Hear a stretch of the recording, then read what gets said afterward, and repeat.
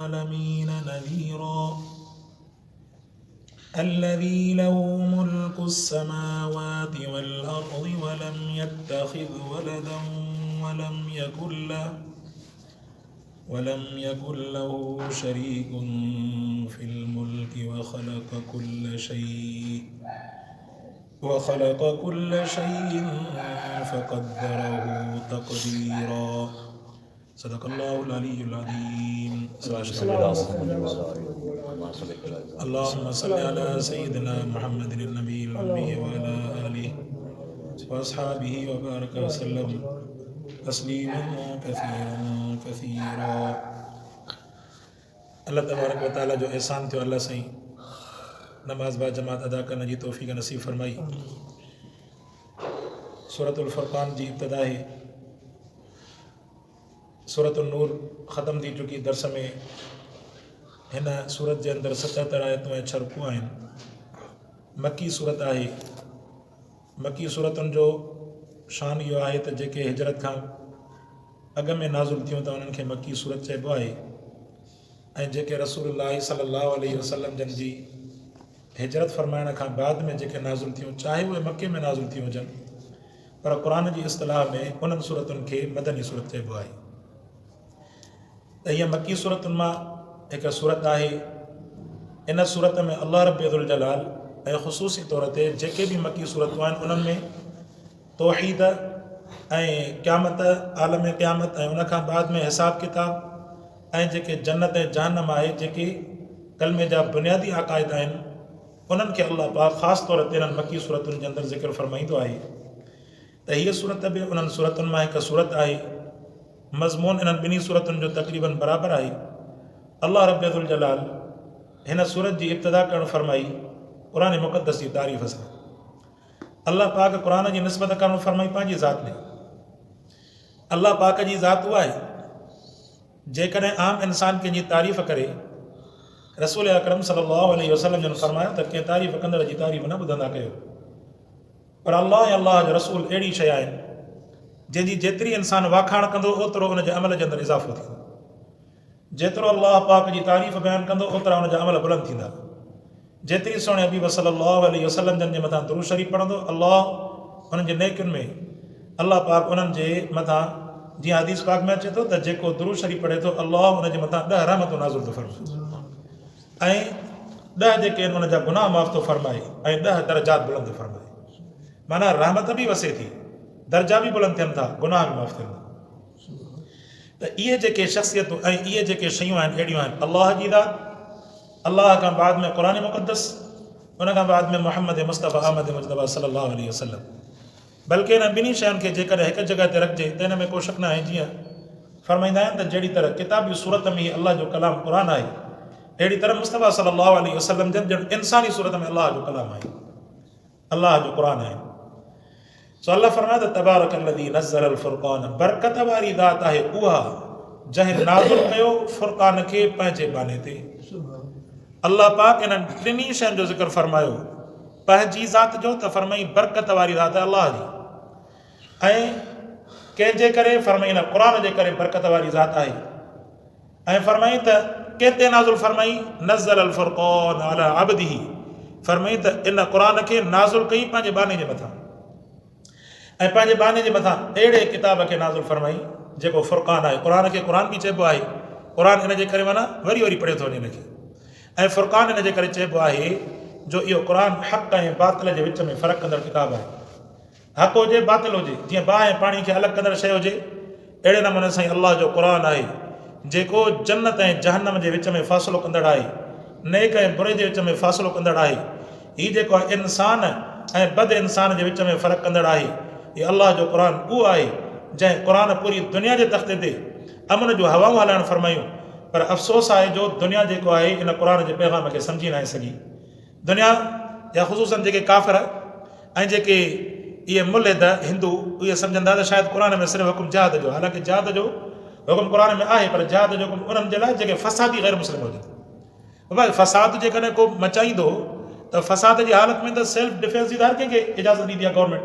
जेकॾहिं को माण्हू मुंहिंजे मथां हमलो थो करे, मूंखे इजाज़त आहे त मां हुनजे हमले खे रोकियां, पोइ घणी भली मुंहिंजे हमले में उहो मरी बि वञे, पर सेल्फ डिफेंस जी जेका आहे दुनिया जे कानून में इजाज़त आहे। अहिड़े नमूने सां अलाह जे क़ुर बि उहो जिहाद सेखारियो जंहिं जिहाद जे अंदरि ही काफ़िर जेके इस्लाम जे मथां हमला आवर थियनि, इस्लाम खे रुकावट करण जी सबबु बणजनि, रोकनि इस्लाम खे, उन वक़्त में आहे उन्हनि जे मथां। वरना दुनिया जे तख़्ते ते जेकॾहिं को गैर मुस्लिम आहे, मुस्लमान नथो थिए, को हर्ज न आहे, उनजी मर्ज़ी आहे। असां हुनखे तरगीब ॾेई सघूं था, तबलीग ॾेई सघूं था, दावत ॾेई सघूं था, मजबूर कॾहिं बि नथा करे सघूं। इहो क़ुर जो उसूल आहे, अल्लाह पाक जे क़ुर जो उसूल आहे कोन। हा, एतिरो ज़रूरु आहे जेकॾहिं किन कानूननि जो ताल्लुक़ इंसान जे मुआशरत सां थिए थो, उनजे मथां अमल करणु लाज़मी आहे। जेकॾहिं चोर हुजे चोरी करे चवे त मुंहिंजी मर्ज़ी आहे, हाणे हिते त ईअं कोन थींदो न, हिते त हद हलंदा। छो त मुआशरत जेकॾहिं चोर खे चोरीअ में पंहिंजी मर्ज़ी हलाइण ॾिबी त पोइ मुआशरे जे अंदरि टकराव पैदा थी वेंदो। उन वक़्त में हुनजे मथां हद जारी कंदो क़ुर। वसारे कंदो फ़क़त उहो ईंदी आहे, चोरी साबित थिए पोइ हुनजो हथु कटियो। अहिड़े नमूने सां जेकॾहिं कातिल जे मथां क़तल साबित थिए पोइ हुनखे क़िसास ॾेई करे क़तल कयो। पर हुनजो मतिलबु इहो न आहे त आम जेको आहे हुजूम, जीअं अॻु में बि अर्ज़ु कयुमि सियालकोट में वाक़ियो थियो, हिन में श्रीलंकन जेको आहे शहरी खे माण्हू मारे करे हुनखे ॿाहिरि छॾियो। त दुनिया जेको आहे इस्लाम जे मथां आणे थी त हे शायदि मज़हब जी ग़लती आहे, इस्लाम जी ग़लती आहे, दीन जी ग़लती आहे। या दीन जी ग़लती न आहे, दीन जो नालो वठंदड़ माण्हुनि जी ग़लती आहे। जेकॾहिं को मुस्लमान ग़लति थो करे त उनजे करे इस्लाम ते इल्ज़ाम न ईंदो। ग़र्ज़ चवण जो मक़सदु इहो, अलाह पाक इन क़ुर खे हक़ ऐं बातिल जे विच में फ़र्क़ु कंदड़ किताब करे नाज़िल फरमाए। फरमाईंदा तबारकल्लज़ी नज़्ज़लल फुरक़ान, बरकत वारी आहे उहा ज़ात जंहिं नाज़िल कयो फुरक़ान खे अला अब्दिही, पंहिंजे बाने जे मथां, लियकून लिलआलमीन नज़ीरो। फरमाईंदा ताकि इहो क़ुर, इहो मुहम्मद मुस्तफ़ा सल्लल्लाहु अलैहि वसल्लम जन पूरे जहान वारनि खे ॾेजारींदड़ बणिजी पवनि। पूरे जहान खे जेकॾहिं हक़ ऐं बातिल जो फ़र्क़ु सम्झाईंदड़ आहे अल्लाह जो क़ुर आहे। अल्लाह जे क़ुर जी ज़बान मुहम्मद रसूलुल्लाह आहे। अवां जेकॾहिं मुहम्मद मुस्तफ़ा जी ज़ात खे पढ़ी ॾिसंदा, साईं जन जे फरमान खे पढ़ी ॾिसंदा, दुनिया जे तख़्ते ते काफ़िर बि मञण जे लाइ तयारु आहे त मुहम्मद मुस्तफ़ा जहिड़ो काइनात जे अंदरि लीडर ऐं अमन वारो माण्हू आहे कोन। अल्लाह जे रसूल अहिड़ो असांखे कानून ॾिनो, अहिड़ो आइन ॾिनई, अहिड़ो किताब ॾिनई, जंहिं किताब जो काइनात जे तख़्ते ते को मुक़ाबिलो नथो करे सघे। पर दुनिया जे छा आहे, दुनिया में आहे मुनाफ़िक़त। हुनखे ख़तरो आहे त असांजो मज़हबी दुकान बंदि थी वेंदो, पोइ क़ुर जूं अहिड़ियूं ॻाल्हियूं जिहाद खे ग़लति क़िस्म जो रस्तो ॾेई करे पोइ माण्हुनि जे अंदरि फैलाईंदा वठंदा त हिननि जे अंदरि मुस्लमान में अहिड़े क़िस्म जा कानून आहिनि, क़ुर में हिदायतूं नऊज़ बिल्लाह फसादी आयतूं आहिनि। हालांकि हिननि जो फसाद सां को वास्तो ई कोन्हे, ज़ाहिर आहे हुननि जी तशरीह मुहम्मद मुस्तफ़ा कंदो न। आम गैर मुस्लिम या काफ़िर कीअं क़ुर जी तशरीह थो करे, आम जेको आहे इंसान कीअं क़ुर जी तशरीह कंदो था, हिन जो मतिलबु इहा आहे, हिन जो मतिलबु उहो ई वठिबो जेको मुहम्मद रसूलुल्लाह ॿुधाए या मुहम्मद रसूलुल्लाह के साहब ॿुधाए। फरमाईंदा नज़्ज़लल फुरक़ान अला अब्दिही लियकून लिलआलमीन नज़ीरो। फरमाईंदा ताकि जहान वारनि खे ॾेजारींदड़ बणिजी पवे। अल्लज़ी लहू मुल्कु समावात, फरमाईंदा बादशाही आहे उन अल्लाह जी, अल्लज़ी लहू मुल्कु समावात, अल्लाह जी ज़ात आहे जंहिंजे लाइ बादशाही आहे। आसमाननि में बि बादशाही अल्लाह जी, ज़मीननि में बि बादशाही मुंहिंजे अल्लाह जी, बादशाही मुंहिंजे अल्लाह पाक जी आहे। काइनात जे तख़्ते ते को बादशाह कोन्हे जेको रब जी बादशाही जे वाखाण कंदो रहंदो, दुनिया जे तख़्ते ते कॾहिं परेशान न रहंदो। अल्लाह जी बादशाही आहे, आसमाननि जो मालिक बि अल्लाह, ज़मीननि जो मालिक बि अल्लाह। फरमाईंदा काइनात जे तख़्ते ते इहा अव्हां खे, इन क़ुर वारनि खे, दीन वारनि खे, नमाज़ वारनि खे अल्लाह पाक सुकून जी ऐं रहमत वारी कैफ़ियत ॿियनि जे मुक़ाबले में घणी छो ॾिनी? छो त इन्हनि पंहिंजो ताल्लुक़ अल्लाह सां जोड़ियो। अवां पंहिंजो ताल्लुक़ रब सां जोड़ियो, अवां पंहिंजो ताल्लुक़ अल्लाह जे क़ुर सां कढियो। अल्लाह जे क़ुर सां ताल्लुक़ हुजण जे करे अवां पंहिंजे दिलि ते हथु रखी ॾिसंदा, आम माण्हू बेनमाज़ी जे मुक़ाबले में ऐं बेक़ुर वारे जे मुक़ाबले में, अल्लाह सां ताल्लुक़ न हुजण वारे जे मुक़ाबले में, जंहिंजो ताल्लुक़ अल्लाह जी ज़ात सां आहे, जंहिंजो ताल्लुक़ मुहम्मद मुस्तफ़ा जे अमल सां आहे, जंहिंजो ताल्लुक़ क़ुर सां आहे, जंहिंजो ताल्लुक़ अल्लाह जे घर मस्जिद सां आहे, तव्हां ॾिसंदो त उन्हनि जे अंदरि दुनिया ऐं आख़िरत जो कामयाबियूं वधीक तव्हांखे नज़र ईंदियूं। इहे दुनिया आख़िरत जूं कामयाबियुनि जो सबबु इहो आहे। असां अवां छो ख़ुशि वेठा आहियूं? अल्लाह पाक हर तकलीफ़ खां आज़ादु रखियो, हर आज़माइश खां रब सां परे रखियो। दुनिया जे अंदरि वहिंवार हर कंहिंजो हलंदो रहे थो, पर मुंहिंजा दोस्तो अवां जेकॾहिं पंहिंजे मुक़ाबले में ॿियनि खे ॾिसंदा न त उन्हनि खे तव्हां अज़ाब में ॾिसंदा। हीअ अल्लाह जे क़ुर जी बरकत आहे, हीअ मुहम्मद मुस्तफ़ा जे फरमान जी बरकत आहे, हीअ अल्लाह जे घर जी बरकत आहे, अल्लाह तबारक व तआला जी रहमत जो मींहुं आहे, जंहिंजे करे अवां असांजी ज़िंदगी खे अल्लाह पाक आसान करणु फरमायो। जेको बि आहे जंहिंजो ताल्लुक़ आहे अल्लाह जे क़ुर सां, जंहिंजो ताल्लुक़ आहे मुस्तफ़ा जे फरमान सां, जंहिंजो ताल्लुक़ आहे दीन सां। फरमाईंदा बादशाही उन अल्लाह जी ज़ात जी, आसमाननि में बि उन अल्लाह जी, ज़मीननि में बि उन अल्लाह जी बादशाही। वलम यत्तखिज़ वलदा, अल्लाह जी कोई औलाद आहे, ए जेको ईसा चयो त अलाह जो नऊज़ बिल्लाह ईसा अलैहिस्सलाम पुटु आहे, कूड़ था ॻाल्हाइनि। यहूदी चवंदो उज़ैर अलैहिस्सलाम अलाह जो पुटु आहे, वक़ालतिल यहूद उज़ैर इब्नुल्लाह, कूड़ था ॻाल्हाइनि। फरमाईंदो वलम यत्तखिज़ वलदा, अल्लाह रब्बुल ज़ुल जलाल जो कोई औलाद कोन्हे, औलाद उनखे हूंदो आहे जेको मोहताज हुजे, अल्लाह मोहताजी खां पाक आहे।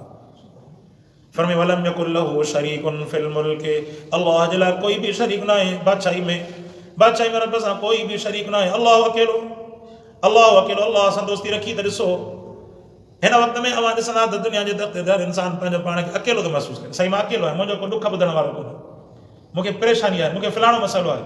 मुंहिंजा दोस्त मां अर्ज़ु कंदो आहियां त तव्हां अल्लाह रब्बुल ज़ुल जलाल सां दोस्ती रखी त ॾिसो, पंहिंजा सूर ऐं ॾुख रब खे बयानु करे त ॾिसो त अल्लाह पाक तव्हांजी ज़िंदगी खे कीअं रहमत ऐं बरकतुनि सां रब साईं भरण थो फरमाए।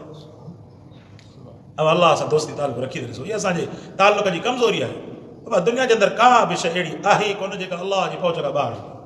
हाणे बादशाही उहा आहे, यकीन ॼाणो हिन वक़्त में जेके दुनिया जे दफ़्ते ते जिन इंसाननि जी नज़र सिर्फ़ु दुनिया कमाइण जी तरफ़ आहे, उहे एॾो परेशान आहिनि, उन्हनि जे लाइ अज़ाब ई अज़ाब आहे, तकलीफ़ ई तकलीफ़ आहे। पर अवां जेकॾहिं दीनदारनि जी नुक़्ते नज़र सां ॾिसो, दीनदारनि जे एतबार सां ॾिसो त मां कसम खणी चवां त को हुन में हानिस न थींदो, मां हानिस न थींदुसि। त कसम खणी चवां त जेकॾहिं अॼोके वक़्त में केतिरा ई माण्हू 50,000 मुंहिंजो माइटनि ॻाल्हाए वठी 50,000 मुंहिंजी पघार पर एॾो परेशान आहियां जो अलाह थो पूरी मुंहिंजो कार पए पोइ असां 15-20,000 वारा कीअं कमु पूरो थिए। चयो तव्हां ॼाले करो खज़ाना खुलियल आहिनि। त हक़ीक़त इहा आहे जेकॾहिं माण्हू वधी घणी ॾाढ न आणे 50 वारे जी ज़िंदगी बराबरि आहे, 15-20 वारी जी ज़िंदगी बराबरि आहे। इहा सिर्फ़ु अलाह जे क़ुर जी बरकत आहे। छो त माण्हू जॾहिं अलाह जे तरफ़ मुतवजो थिए थो न, पोइ हुन मां इहे जेके आहिनि फज़ूल ख़र्चियूं या ॿियूं जेके आहिनि उहे शयूं पंहिंजो पाण हटी थियूं वञनि। सो क़ुर फरमायो वलम यकुल लहू शरीक, अलाह सां कोई शरीक न आहे, अलाह सां डायरेक्ट ताल्लुक़ क़ाइमु कयो। इहे जेके आहिनि के मुशरिकनि जा पीर तव्हांखे चवंदा त बाबा तूं DC वटि वेंदे त तोखे चपड़ासी खे पैसा ॾियणा पवंदा, रिश्वत ॾियणी पवंदी, हुन सां सलामदार रखिणो पवंदो, इहे सभु कूड़ आहिनि, ठग आहे। छो अलाह जो इंसान जो मिसाल कोन्हे। रब फरमायो फला तदरिबू लिल्लाहिल अमसाल, अलाह सां माण्हू जा मिसाल न ॾींदा कयो। ऐं ॿियो रब फरमायो नहनु अक़रबु इलैहि मिन हब्लिल वरीद, फरमाए मां साह जी रग खां बि वेझो आहियां। साईं पोइ सॼो त कीअं, फरमाए वइदा सअलक इबादी अन्नी फइन्नी क़रीब, फरमाई जॾहिं प्यारा तोखां मुंहिंजा ॿाना पुछनि, साईं सवाल कयूं त किथे रड़ियूं कयूं मस्जिद वञूं या मके मदीने वञूं या कंहिं वटि मेड़ में त खणी वञूं, कंहिं मुला वटि वञूं, कंहिं क़ुर वारे वटि वञूं, न। जेकॾहिं कंहिं क़ुर वारे खां माण्हू दुआ घुराए थो त उहा हिकिड़ी फज़ीलत आहे, पर अलाह तव्हांजी घर में बि ॿुधंदो, हर जॻह ते तव्हांजी दुआउनि खे ॿुधण वारी अलाह जी ज़ात आहे। को रस्ते में रुकावट कोन्हे, ग़रीब हुजे, अमीर हुजे, गुनाहगार हुजे, सियाहकार हुजे, कहिड़ो बि हुजे, रब खे सड़ण जी देरि आहे, अलाह काफ़िर जो दुआ में ॿुधणु फरमाईंदो। असां त मुस्लमान आहियूं, अलाह पाक काफ़िर जो दुआ में ॿुधणु फरमाईंदो। पोइ खणी इहो अलॻि शइ आहे त काफ़िर जे लाइ आख़िरत में जहन्नम आहे। दुनिया जे अंदरि रब साईं उन्हनि जी दुआउनि जे करे उन्हनि खे दुनिया में आसानी ॾेई छॾींदो। काफ़िरनि खे बि अलाह थो खाराए न, रहमान अलाह आहे न, रहमान माना जेको काफ़िरनि खे बि खाराए, मुस्लमाननि खे बि खाराए, ग़ैर मुस्लिमनि खे बि खाराए, हिंदुनि वाणियुनि खे सभिनि खे खाराए, फरमाईंदो उन्हनि जो दुआऊं बि अलाह ॿुधणु फरमाईंदो। जॾहिं काफ़िरनि खे ॿुधे थो त मुस्लमान खे न ॿुधंदो। तंहिंजे करे अलाह पाक खे माण्हू डायरेक्ट सॼे अलाह जी ज़ात खे, हा पोइ उन में जेकॾहिं कंहिंजो वास्तो वठे थो, साईं महबूब मुस्तफ़ा जी मोहबत जे सदके मूंखे माफ़ फरमाए, इहो जाइज़ आहे। बाक़ी ईअं न त साईं असां तो वटि तूं वरी हुन वटि, इहो वकड़ जेको आहे शरीयत जे अंदरि जाइज़ कोन्हे। फरमायो ख़लक़ कुल्ल शैइन, हर शइ जो पैदा कंदड़ बि अलाह, पैदा ई हुन कई आहे, ई हुन जी शइ, मर्ज़ी जो मालिक उहो आहे। फरमाईंदा फ़क़द्दरहू तक़दीरा, फरमाईंदा अल्लाह तबारक व तआला जेको बि मुक़ररु करणु फरमायो, हर शइ खे मुक़ररु कंदड़ ज़ात मुंहिंजे अलाह जी आहे, अल्लाह तबारक व तआला कंदो आहे। अल्लाह से क़ुर खे सम्झण अमल करण जी तौफ़ीक़ अता फरमाए। व आख़िरु दाअवाना अल्हम्दुलिल्लाहि रब्बिल आलमीन। अल्लाहुम्मा रब्बना तक़ब्बल मिन्ना इन्नका अंतस समीउल अलीम।